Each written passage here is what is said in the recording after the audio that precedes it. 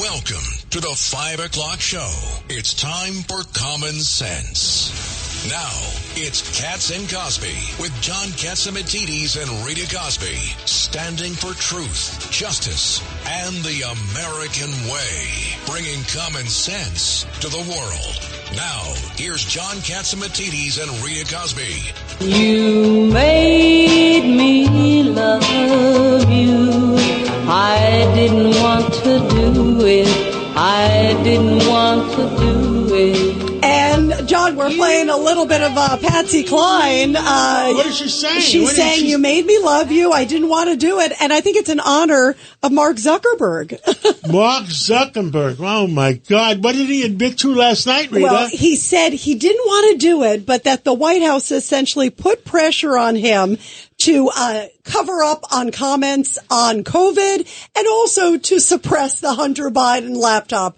Ed Cox, do you buy that? That he didn't want to do it. He didn't want to do it. Come on. I didn't want to do it. I didn't want to do it. You made me do it. What about that's pretty good. Get Patsy. what about funding all the drop boxes and all those local officials in Democrat You areas? made me do it. He didn't want to do that either. He didn't want to do that He either. spent millions and millions and millions on private people. Hundreds of millions. Yeah, please. hundreds of millions, Ed. I mean, it's the most incredible thing. But he didn't want to do that either, John. By the way, we're also finding out Kamala Harris, even though she didn't want to do any interviews, we're just getting word that CNN is going to be doing the first interview with Kamala Harris and Waltz, and it's taking place this Thursday at 9 o'clock. So remember, she said she would try to do it by the end of the month. But both of them together, that's quite unique. Well, she needs You need some someone cover. to answer, I guess. Yeah, she's going to go, hey, Tim, will you answer this one? He's got that. Yeah, he's got that. So She'll keep this is saying in that. the National Softball League? Is that what we're talking about? I think it's going to be because we Little saw League or that. softball league?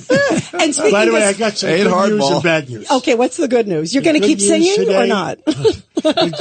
I'm looking for another career. You know? Oh, you got it. A Greek singer. We love it.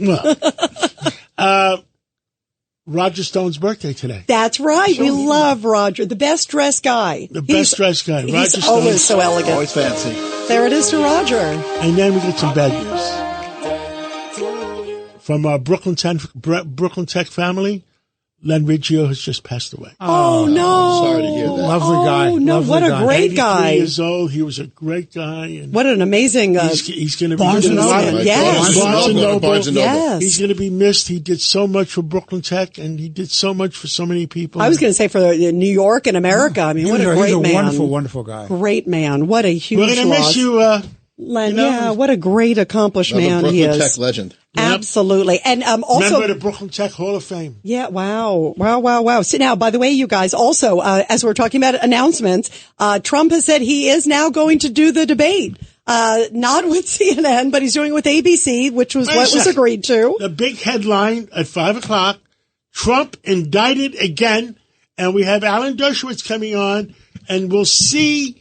I mean, can you Isn't believe that every this? day's news? I mean, they indicted the Trump again? It's unbelievable. Okay, you know I what? mean, We come got Alan on. Let's be Dershowitz fair. coming on. Let's be fair. This is not any new news. What they're doing is they're cleaning up the mess they did because they charged him. Now you're too technical. No, I may be, but I have to be right They on the law. indicted, but they indicted Did they the add the president Lindbergh again. kidnapping this come time? on. They just cleaned up Oh, their I previous mean, I mistakes. just want to know, this guy that indicted him, what's his name? Jack Smith. Jack Smith. How many times has the Supreme Court overruled him? 9 out of 10 times. First of all, is that his real name? Jack Smith? Is that really his name? Yeah, we're wondering.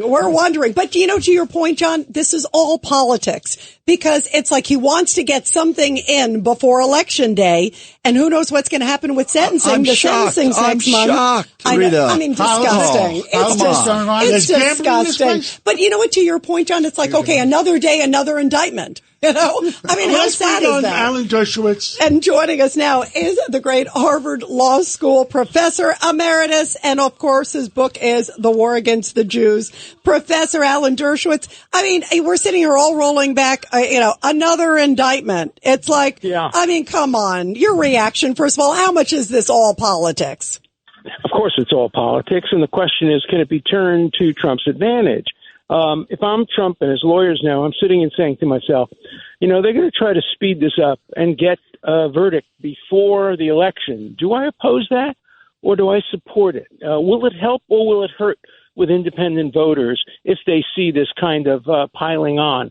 Look, the day the Supreme Court heard the argument on immunity, remember that Justice Barrett told lawyers for the government, you could easily reindict him now, just don't charge him with anything presidential. Charge him only with conduct that was not presidential. They could have done it then, 6 months ago, and now they wait till the eve of the election to do it.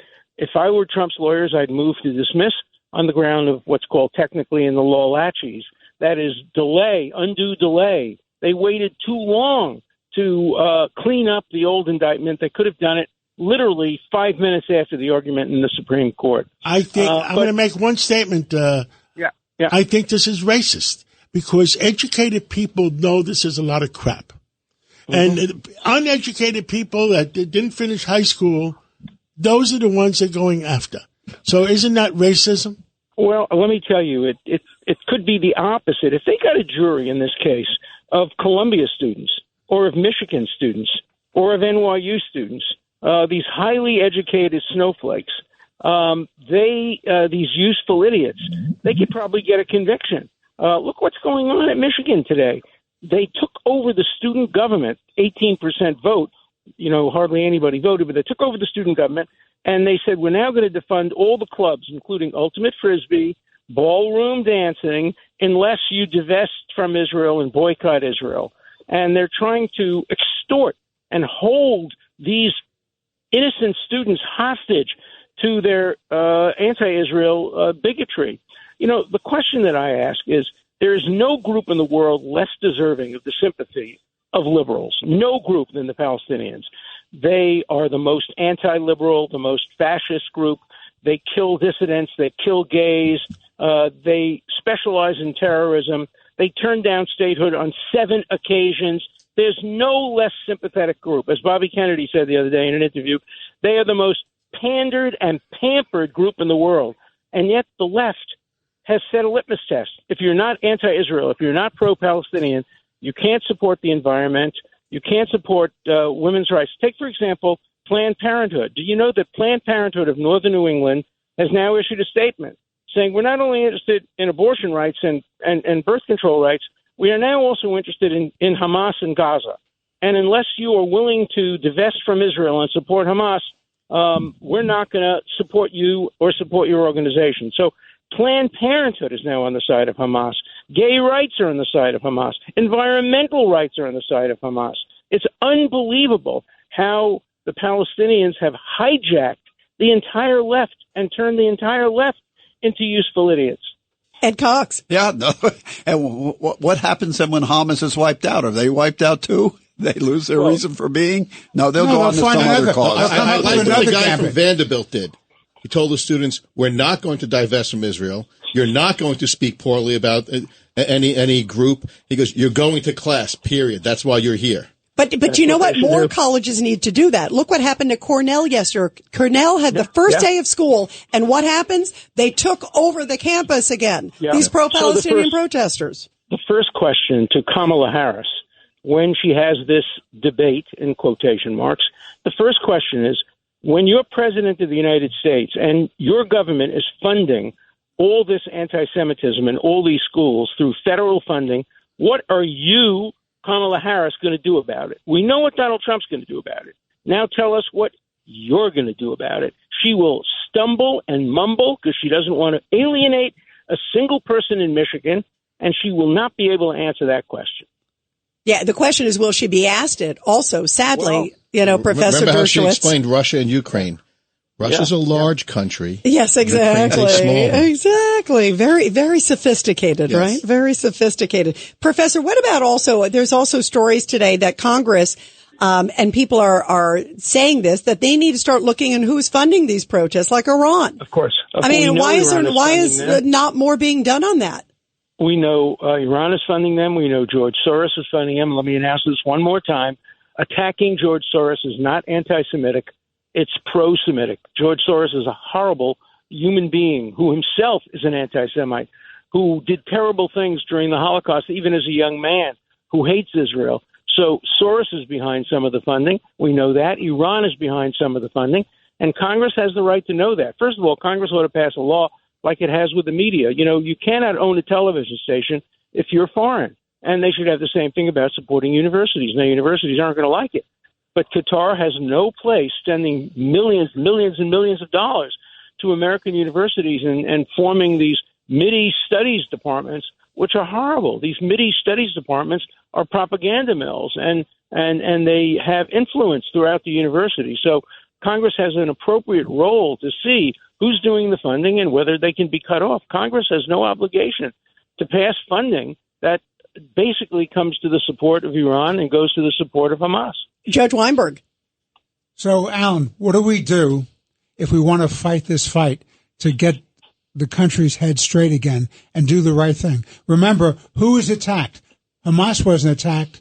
Israel was attacked. How do we get the dialogue back on a narrative straight? It's very hard. I just finished writing a book, which I'm going to circulate free. Another book. How many books have you written? 50 what? This will be 55, but this is a freebie. He wrote one since the beginning of the show. No, I want to. So, Alan, what's this book about? It's about how to the 10 big lies that anti-Israel people are propagating on campus, and the factual answer to each of those lies. It's a pamphlet. It's going to be only 70 or 80 pages. It will have graphs. Pamphlet's 3 pages. Yeah, and it will answer all the big lies. You know, Israel is an apartheid state. Nonsense. Look who they rescued today. They rescued an Arab, a Muslim, a Bedouin. That's not what an apartheid state does. It's a genocidal state. You know what they did 2 days ago? They destroyed 6,000 Hezbollah rockets without a single civilian casualty. If they were interested in genocide, they could have killed thousands of Lebanese people and Palestinian people. And not a single civilian casualty. So I go through each of the 10 big lies that are being perpetrated on campus today, and I have documentary answers to each of them so that pro-Israel students can have answers at their fingertips, and we can put the lie to these. Could you send copies to Kamala Harris and Tim Walz, please? Of course I will. Of course I will. I'll ask them to endorse it and see what they say. Ed Cox. No, I doubt they'll endorse it, Alan, but that's going to be a very powerful. I doubt they'll read it. Yeah. Well, Professor Alan Dershowitz, thank you very much. We really always appreciate it. I always love being on your show. We love having you on. Much. Thank you very much. And now let's go to Deputy National Security Advisor KT McFarland, who joins us here on Katz and Cosby. KT, first off, let's talk about, we were just talking about Kamala Harris, Tim Walz. Kamala Harris, so far, she said she was the last one in the room during Afghanistan. Everyone is talking. It was the anniversary sadly, of those 13 U.S. service members who were killed at Abbey Gate. Last one in the room, then she owns it. And now we're hearing the debate will happen September 10th. I hope she gets asked about it. Yeah, and it's not just that she was the last one in the room. She then reiterated yesterday, that she thought President Biden made a great decision, and their decision to leave Afghanistan was perfect. You know, so not only did she fumble it at the time, but she's now doubled down on it. And there are two issues. One, we lost Americans, and there was nobody, no President Biden, no Vice President Harris, to commemorate that loss. They weren't at Arlington Memorial Cemetery. They weren't at the Tomb of the Unknown Soldier. They were not paying homage and giving their respect to the service members who died. But in addition to that, it's not just that we lost people, bad enough as that is, but that Afghanistan withdrawal marks everything after that started falling apart. After Afghanistan, Putin, within weeks, days really, started massing troops on the Ukrainian border, getting ready to invade. Within a couple of weeks, the Chinese and the Russian leader both pledged undying friendship that would have no limits. In other words, they formed a military, economic, and political partnership in the wake of Afghanistan. And then, in addition to that, that's when Israel started getting surrounded by its enemies, and Iran started supplying Hezbollah and Hamas with weapons in preparation for the attack. KT, just to refresh my memory, I'm just that all the generals that were reporting to President Biden has said that they, one way or another, I believe they had said they all recommended to him not to pull out the way he pulled out. Yes, and I've talked to people who were in the room at the time. General McKenzie, who was the commander of the Afghanistan forces. There are a number of them who have since come out. In fact, quite early on came out and said, look, we did not recommend this. Our advice to the president was to leave a group of soldiers in there to evacuate the civilians first. Don't turn over Bagram to the Taliban. And there were a number of steps that they all recommended. But Joe Biden, by his own bragging, has said, well, I knew better. I made a decision. I'm a decisive guy. And I said, let's just get out of there.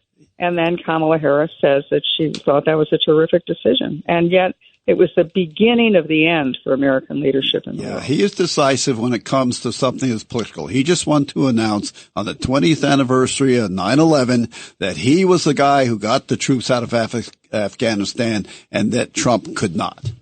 It was a bad move. It was all political. Oh, it was horrible. And they were parading also with our military equipment. How about the other day? I mean, the $80 billion worth of equipment. And you know what? And President Trump said this the other day. No one has been held accountable. He said on day one, if he gets back to the White House, he's going to ask for the resignation of all the senior military officials who had a role. But to John's point, the only person maybe who had a role was him and Kamala Harris, you know? Yeah, but you also have to see what the other senior leadership were doing. It's not just the military leadership.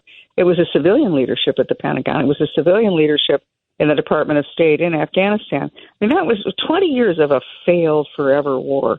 And I fault Republicans as well as Democrats for it. It was a war we were never going to win. I went to Afghanistan a number of times. It was obvious we would never win this, that it would be a guerrilla war, that the Afghans were happy to fight till the end of time because they were actually making money on it. And yet both political parties screwed it up. Donald Trump was the only one who had a plan to get out and to get out in such a way that it would not fall immediately into the hands of the Taliban. And as Trump famously said, he threatened the Taliban leaders to say, you harm that one hair on the head of an American and I'm coming to get you and I'm going to kill you. Yeah, he showed the picture of the house saying, this is your home, right? It may not be standing if you do something. Judge Weinberg. KT, good to talk to you. By giving up Bagram, they gave up Afghanistan. By giving up Afghanistan, they changed the whole balance of power in the Middle East and also gave an advantage to China. What are your thoughts?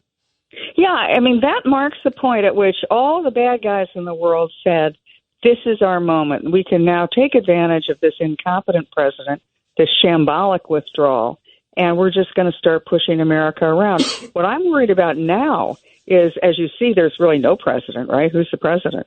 Nobody knows. Nobody's making decisions. And so if all the bad guys, Russia, China, Iran, even North Korea, they're now emboldened on steroids to get away with whatever they think they can get away with now because they're worried if Trump comes in. It's, a new sheriff in town and they're going to be in trouble. Katie, before we let you go to the other big news of the day is that Ukraine claims that they have built a ballistic missile. And they're saying to the allies, hey, let us use this and also give us yours so we have the range to go inside to Russia. Don't let us fight a war with one hand tied behind our back. It's heightening the rhetoric. And that's a good idea. That's the point. And Putin is saying, if you do this, guess what's coming? Where do you see all of this going? Well, I just want to point out that on the anniversary of our withdrawal from Afghanistan, within several months, we had left one forever war and we got into another forever war, which was Ukraine. And yes, I mean, Ukraine has made some advances. They've done some great things. But at the end of the day, this is a war of attrition. And the country that wins the war of attrition is the larger country, the richer country, the country with more people, and the country willing to fight on. And that's, sadly, Russia. It's going to be grinding. It's going to go on forever. Are they just sucking our money out of us? Well, they know we're going to pay to clean it up. At the end of the day, they both know. ways. We're going to pay to blow it up and pay to clean it up. Yeah, and we're not cutting off Russia. Russia's still oil rich. Russia's going to be Russia. I mean, and we're still working with Russia in many, many ways. Exactly. That's the irony of it all. Who knows what the truth is? Yeah, who knows? KT, we love you. Thank you. We do. Thank you. Thank you. Thank you, KT. And everybody, when we come back on Katz and Cosby, we're going to be talking to a senior Secret Service agent to get his take. Let's get an update. What the hell? Who tried to kill President Trump, and why did they cremate the body? Lots of questions. Let's take that break. A common sense recap of the day's biggest stories. It's John Catsimatidis and Rita Cosby. Cats and Cosby on 77 WABC. And we are back here on Cats and Cosby. And, of course, members of Congress went to the site of the Pennsylvania rally where that assassination attempt took place of President Trump. Still so many unanswered questions. And joining us now is former senior Secret Service agent Don Mihalik. Don, great to have you here. What's the biggest mystery to you now? Because everybody who went there, they were shaking their heads. And John and I were just talking about the fact the body's not around. It was cremated so quickly. Hey, Rita and John, thanks for having me back on. Yeah, the congressional visit, I don't know if it helped or hurt. I mean, I think it was important for the Congress members to get there to see the site so they have a better visual as they're talking to people and examining investigations. But I think this is the first time in history where we've had an assassination attempt, and there's been all these overlapping investigations that may or may not need to have occurred when the main criminal investigations, the FBI's investigation, the Secret Service mission assurance investigation, and the Department of Homeland Security's Blue Room panel investigation are ongoing. As far as the cremation of the body, I joined the rest of the American people with the inexplicable question of how did that happen? Why did that happen?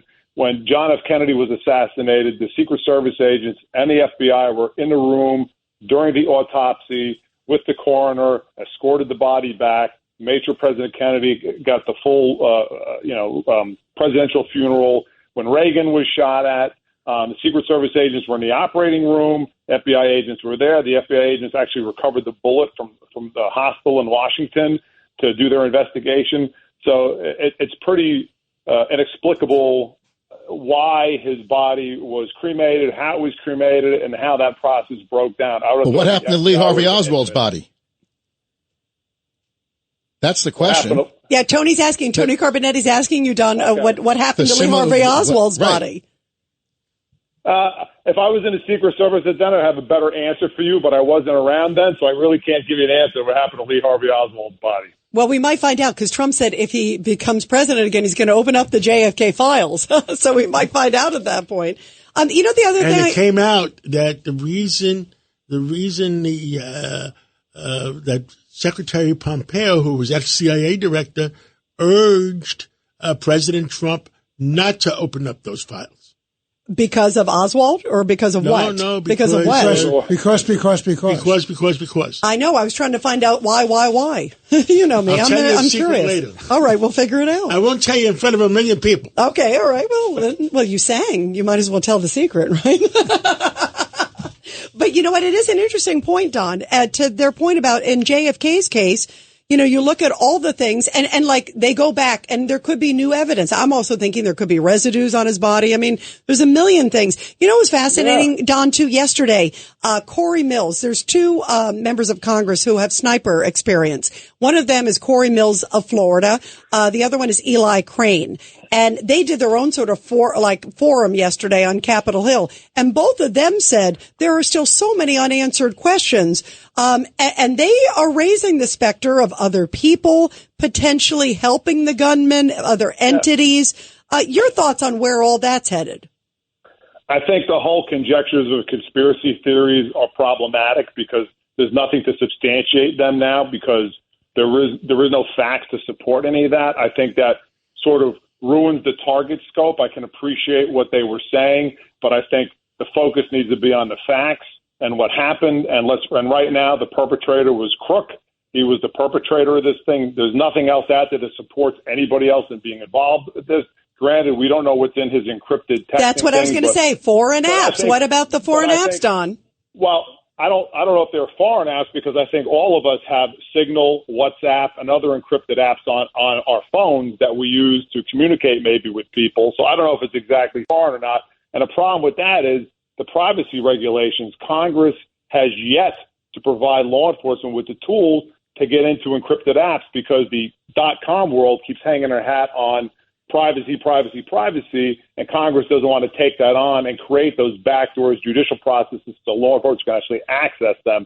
So I think that's more of a problem of the bureaucracy of our laws than it is trying to hide anything. Yeah, and by the way, they should have access. I mean, I realize there are the First Amendment issues and all that other stuff. On the other hand, when you're dealing with an attempted assassination, the former president and potentially future, you should be able to get in. Not only former president, a possible, 50-50 contender. Absolutely. I mean, you should be able to get access, Well, let's go back to when the FBI had the two phones from the terrorists out in California, 2 iPhones, and they couldn't get into the iPhones. And Apple basically told the FBI, sorry, we're not going to help you. I think the FBI spent $5 million hiring hackers to crack the iPhones so they can get inside and find out whatever information was in the iPhone. That shouldn't be the case. Our laws should be updated to the modern world where if law enforcement needs to access these phones or privacy apps, there are tools in place to do that, lawful tools in place to do that, and there aren't. And it's really a travesty that, we're allowing the .com world, the cyber industry to dictate. And again, the cyber industry holds more information about the American public than anybody else, more information than even the federal government could ever want. Google, Facebook, and all of them have every bit of information, every keystroke, every picture we post, everything. And it's a shame that they're controlling our access to that information, even for legitimate law enforcement purposes.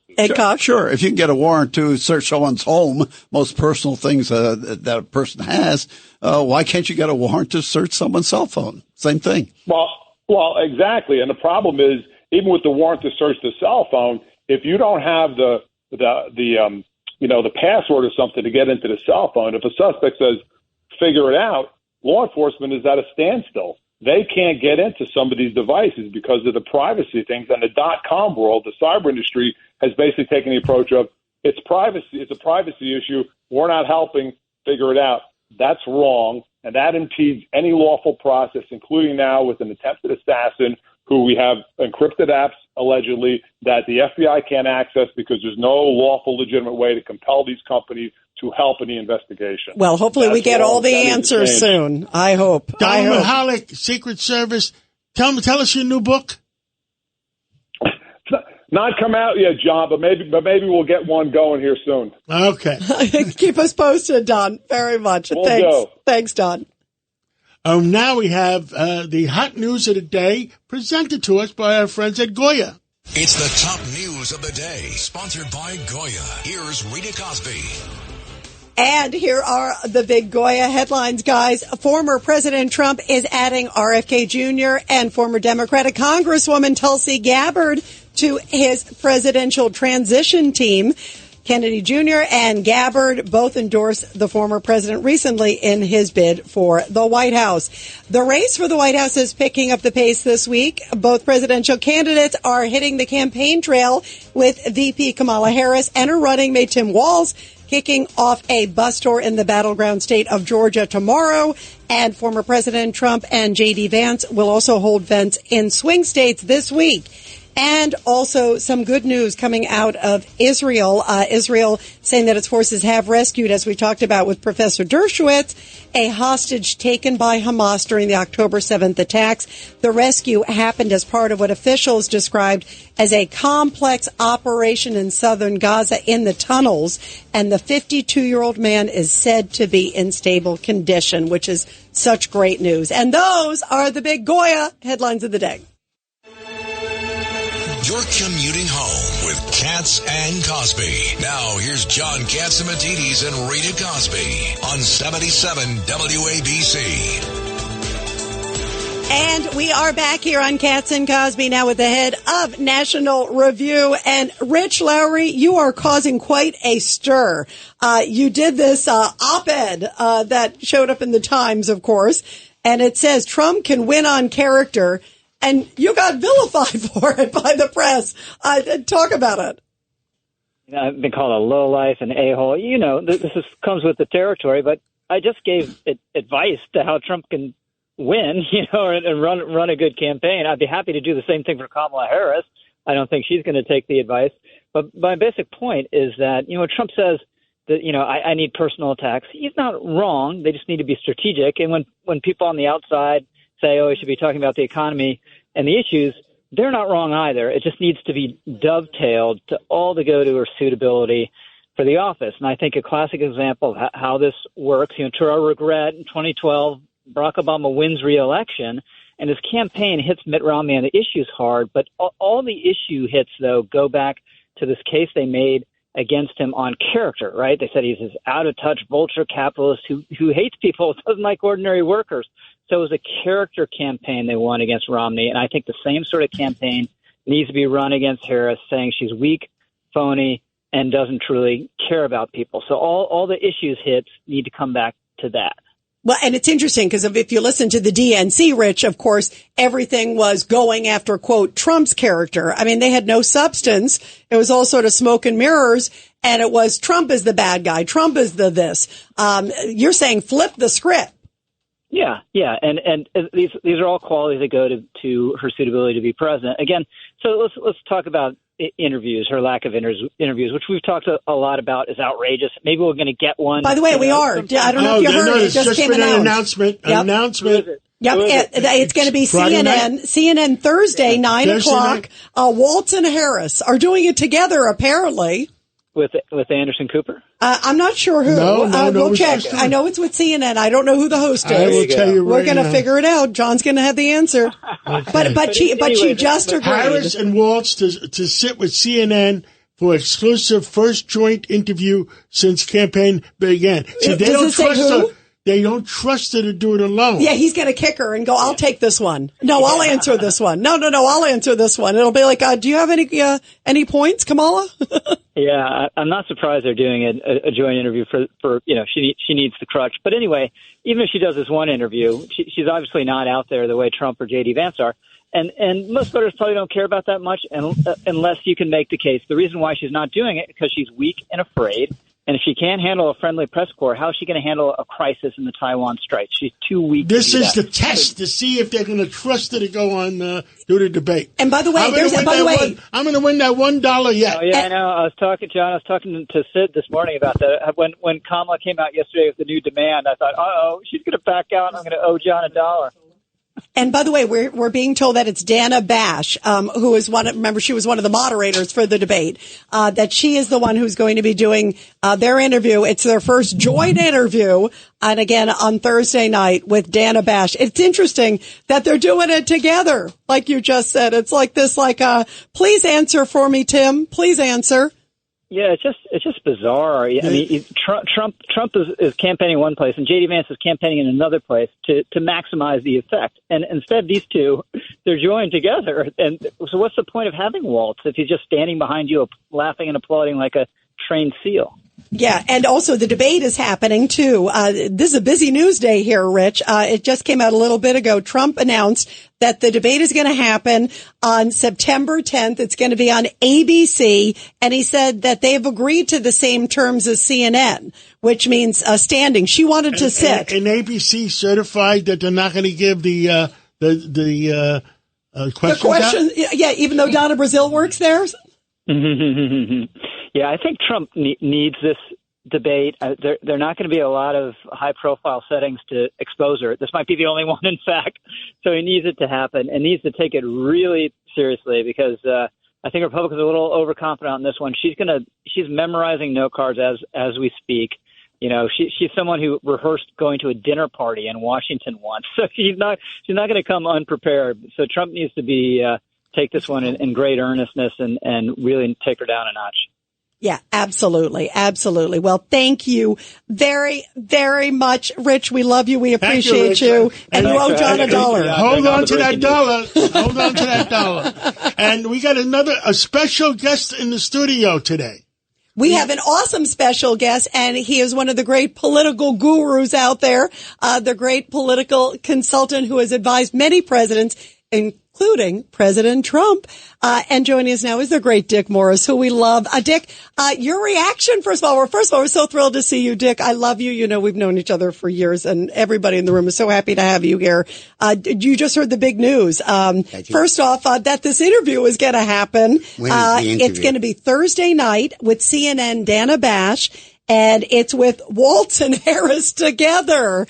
Wow. What's your reaction? It looks like she's, I don't know the answer to that. Tim, can you answer that one? Just the three of them, not Trump. Yeah, exactly. No. This is the interview. This is not the debate. In other words, what they're doing is practicing for the debate. Yep. But they're not leaving Kamala Harris by herself.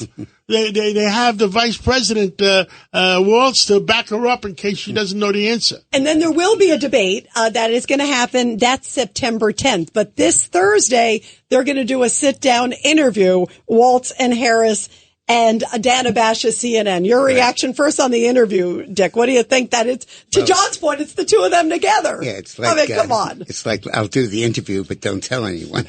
It's off the record. right. It's a prep. It's a prep. You know, that this deals with a big concern that I've had that I don't need to have as much anymore, which is that Kamala Harris wants to arrive late and leave early. And she arrives late because they took forever to name their nominee right up to the deadline when it still looked like it could have been Biden. And by delaying the start of that as late as they could, they truncated her exposure. And then by leaving early, I mean that they're encouraging early voting. And Pennsylvania, I think, is September 10th. Yeah, North Carolina is the 6th. The 6th. The 6th. Yeah. And it really means that she'll arrive late and leave early, so that there's very little time for her to screw up and very little time for us to meet who the presidential candidate is going to be. And I think that's deliberate by the Democrats, and I think they're playing the calendar. I think they're just testing her in a easy audience of CNN. Yeah, but they can't stop. They can't pull her. So what happens if she doesn't do a good job? And she loses. Then she goes to the basement to hide. By the way, we don't know if the interview's live or not, you guys. It may be a taped interview. We don't know that, John. So it could be, oh, God, we'll edit that part out. We'll, you can do some fancy we don't know dancing. That. We should wait and find out what we don't know the terms. We don't know the terms, right? Because that could be interesting, too. Right. That could be. And also, Tim Waltz seems to be chatty. So she can have him chatty. Yeah, it's nice that they have Tim there because they'll have somebody who at least is able to complete a sentence without notes. He'll run the clock out. Without cackling. I thought it was fascinating. You're right. He'll run the clock out. I thought it was fascinating that Waltz wanted her to bring notes for the mock debate. Yes. And those notes are probably instructions to a teleprompter operator. Right. What things to bring up is the answer so that she can appear to be knowledgeable and answer the questions. This pre-interview and the debate itself with ABC is in the nature of a cover-up. But the problem is that it's going to decide who the president is. Because if Trump wins this debate decisively, the election's over. And if she wins the debate, it's over. And we're in this terrible situation where we have to choose the president of the United States and the most powerful person in the world in a couple of weeks. The Democrats could have avoided this by speeding up their nominating process. They didn't have to wait until then and saying, hey, early voting is off. Let's just wait till Election Day. But they didn't do that because they know that the less time people have to think about Harris, the more likely they are to not nominate her. Yeah, that's a great point. And they did that. I mean, you look at also just the clock, like you said, she's delayed. Even at the DNC, it was so thin on substance, Dick. Yeah. I mean, it was all smears. So what do you think is going to happen in this debate? And what does Trump need to do to win this debate? Like you said, because I agree with you. I think it's a high stakes debate, and it may only be, so far, it's the only one that they've agreed to. They just agreed to it like an hour or two ago. But it's the only one. So what does each side need to do? Well, if it goes badly, I don't think Harris is going to give him another shot at it. Right. I think it'll be a one-shot thing. And it'll be footnote to history if there ever was one. But I believe Trump is going to do just fine. He'll do what he always does, which is give detailed answers to the questions and be very specific. And I think he'll be absolutely incredible at that, like he always is. Trump is probably the most practiced debater now in politics, in political history, because his rally speeches are very much like debates, same material, literally. And I think he's just going to completely ace this opportunity. how much do you think the moderators will press? I've moderated a number of debates, and it makes a difference on follow-up. Granted, they're agreeing, from what I gather and what Trump just put out, it looks like they've agreed to the same terms as the CNN debate. She originally wanted to do a switcheroo. What a surprise. They switched her, of course, in coming in. But they wanted to do a switcheroo where it was sitting, and it was also unmuted mics. And apparently it's agreed. And it was another candidate. Yeah, it was another candidate. Minor detail, right? Yes. Right. I mean, you can't make it up. It's incredible. So now that, okay, it's this candidate, right? Okay, who am I debating? Is President Trump? Wait, who's against me? And now it sounds like they've agreed to the same terms. So, but the question is, will ABC in this case really be fair? And will they also ask follow-up questions? And can Trump press her on getting policy? Because she's been so thin on policy. The answer to your first question is obviously no, they will not be fair. The question is, will they be unfair enough, and will we be on our toes enough to stop them from being unfair and from catching them? And I think that the debate with Biden augurs well for that. I think that they could have been much more aggressive to Biden, could have really taken him out. And I think they were, if anything, merciful in their questioning. And it's hard to see how they could be less, because I think I think that it'll create a cause celeb if they're not. Yeah, that's a good point, because I did feel that they did step up the plate in that case in the CNN debate, to your point. Ed Cox. Yes, Dick, maybe it is fair. The questions are fair. But as long as Kamala Harris comes up with some kind of an answer, isn't the press going to treat her as if it's a great answer afterwards? Well, they are afterwards. The question is, how far afterwards? Remember, after the first debate, they were all talking about how Biden won. And it took 2 or 3 days for the world to sink in. So I think there will be that initial response, but I don't think it's going to last. I think people will see this debate for what it is. It'll be the debate that probably will be the most significant ever in terms of impacting who's going to be the president. I think it's going to be decisive and determinative of that. And I think that will inject a note, at least, of respectability in the way they cover it. Don't forget, the issue for the coverage is not, do we help Trump or do we help Harris? It's, do I have a career in journalism after this? Do I have to get a new job working at Christie's? For some, that would be a promotion. No, those cans are getting very heavy now. You know, the key, I think, Dick, also in the debate is going to be, because the way I see Kamala Harris and watching her in some of the primaries, even though she didn't go very far, as we know, but she was a very nasty debater. I mean, she did the famous moment against Joe Biden, where she said, I was that woman on the bus. I was the girl on the bus, calling him a racist in a sense. I see her in this case, and I'm saying this as a woman, I see her saying, wait a minute, you're interrupting a woman, you're being racist, you're being this. I see her going really nasty. Mm-hmm. How will Trump respond? Well, Trump will not be baited. Trump is well used to that tactic and well immunized from it. And he will stay on the issues and be very effective on that. And he won't engage in personal vitriol or anything about race or gender or stuff like that. And I don't think that Harris is expecting him to do that. I think everybody gets that he's not going to try that. And I think the debate will go very, very well. I believe that Trump will win it decisively, and based on that, I believe Trump will win the election decisively. But if it doesn't go well, and Trump does lose the debate, and maybe loses it during the debate, then I think you have to look at the possibility of President Kamala Harris. God help us. God help us. Wow, a lot of Let's take a break, and we'll be back with Dick Morris. And we are expecting one call. Let's see what happens to that. Let's take the break, and we'll be back with Dick Morris. And there may be a call coming in from Texas. It's a common sense recap of the big stories. It's Katz and Cosby on 77 WABC. The stars at night are big and bright, deep in the heart of Texas. Well, Texas is calling. We got Ken Paxton on from the Attorney General of Texas on. Rita, bring him in. And joining us now from the great state of Texas is the Attorney General from Texas, Ken Paxton, here on Katz and Cosby. Mr. Attorney General, let's get to it. There's obviously all these headlines of you guys looking into the voter rolls, and you found, it looks like thousands upon thousands of non-citizens that were on the voter rolls. Explain, obviously, how serious this is.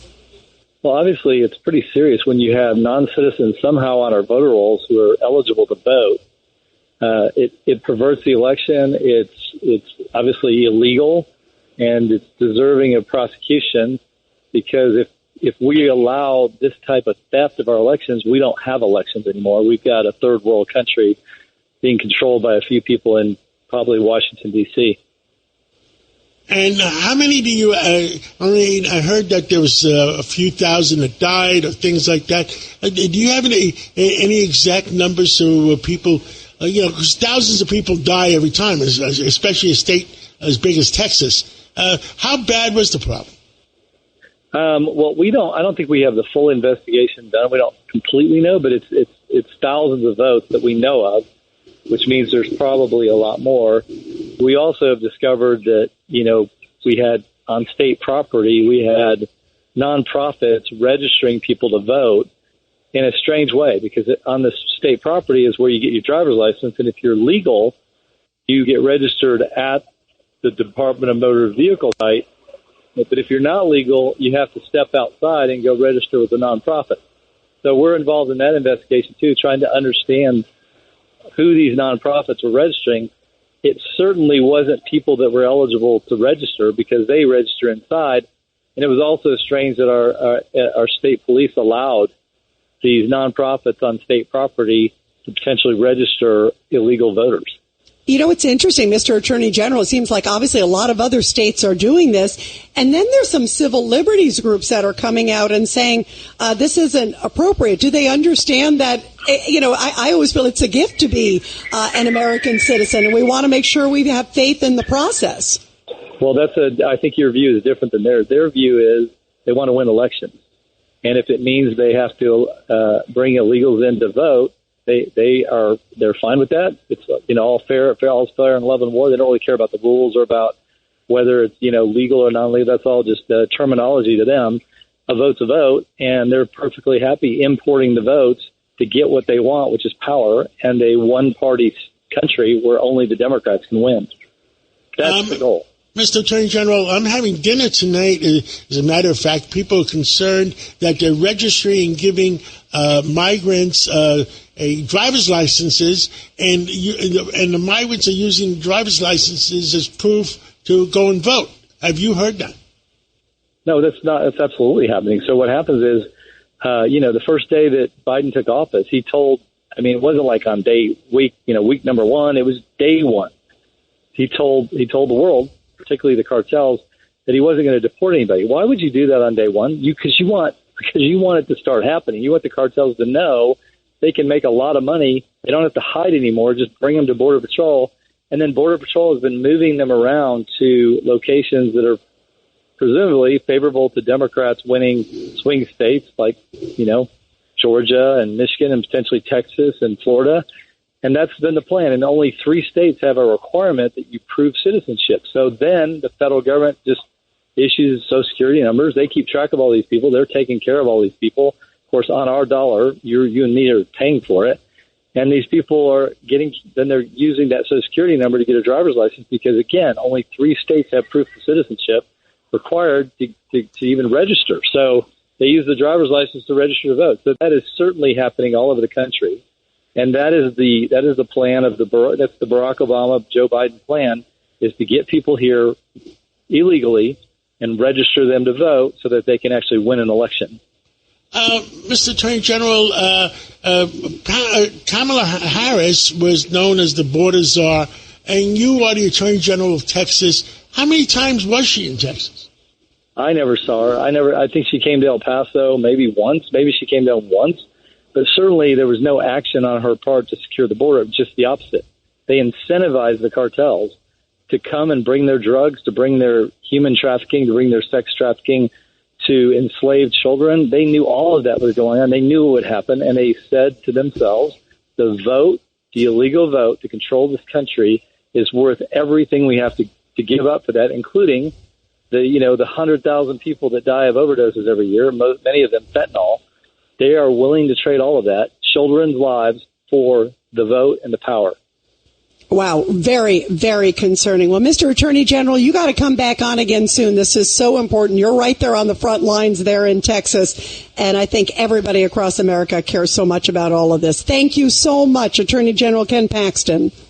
Have a great day. Thanks. Thank you. Wow. Well, let's go to Dick Morris. Dick Morris, you've been telling me this all day on Sunday, you were telling me. Yeah. We're used to the idea of the mayhem that they produced 4 years ago with ballot stuffing and ballots not being counted and no inspectors and things like that. I think they're fundamentally changing tactics. I think that what they're doing now is that they're taking advantage of the 15 million people they've let in and the motor voter bills that say that if you're here if you come here, you got to have a driver's license, and we'll give you a driver's license. And then you can use that license to vote. And what they're doing really is that they're creating a constituency of non-citizen voters. And in talking to a number of the lawyers who are working for us on this, they point out that we're basically helpless against this. We can't stop it because he sit there at a booth or a table with a fellow Republican legislators or officials, and they look at the list, and if your name's on it, it's on it. And there's no particular demarcation that you're legally a voter or you're not. You're in charge of hustling up the line and making sure people vote, and that's all you're paying attention to. So somebody needs to come afterwards, but afterwards there's no time, and stop them from letting illegals vote. Wow. And there is only one way to do that. Only one way. Tell us. And that is to get the illegals to decide on their own not to try it. Because $10,000 or 5 years in jail? Yeah, exactly. Exactly. Okay. Thank you, Dick Morris, and thank you, Judge Weinberg, Ed Cox, Tony Carbonetti, and Rita, and Doug, what do we all stand for? Truth, justice, and the American way. God bless America.